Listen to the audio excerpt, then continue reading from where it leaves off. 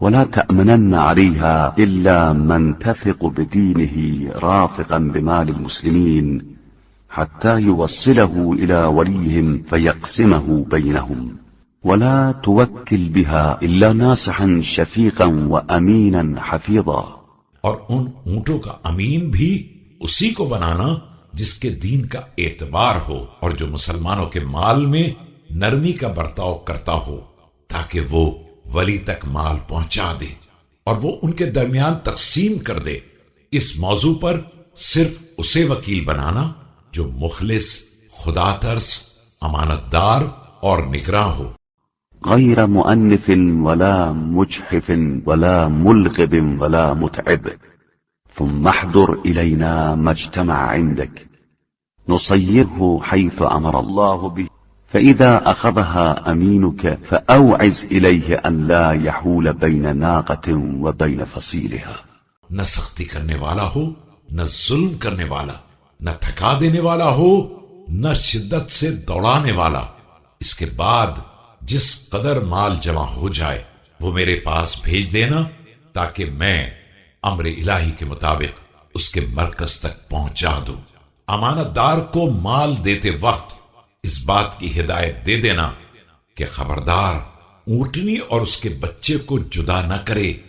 ولا يمسر لبنها فيضر ذلك بولدها ولا يجهدنها ركوبها وليعدل بين صواحباتها في ذلك وبينها وليرفه على اللاغب وليستئم بالنقب والضالع.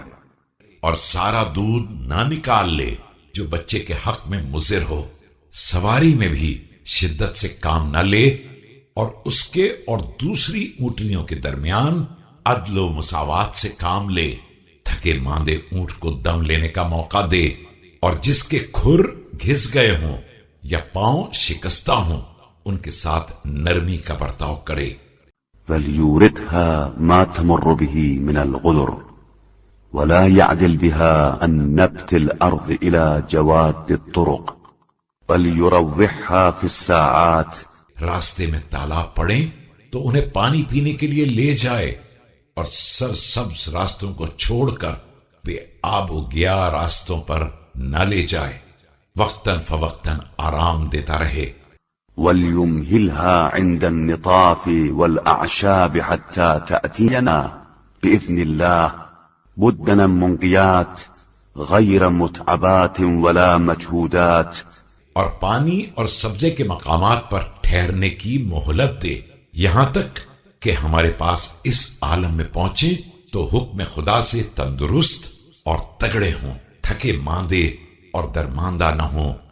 لنقسمها على كتاب الله وسنة نبيه صلى الله عليه وآله فإن ذلك أعظم لأجرك وأقرب لرشدك إن شاء الله. تاکہ ہم کتاب خدا اور سنت رسول کے مطابق انہیں تقسیم کر سکیں کہ یہ بات تمہارے لیے بھی اجر عظیم کا باعث اور ہدایت سے قریب تر ہے انشاءاللہ.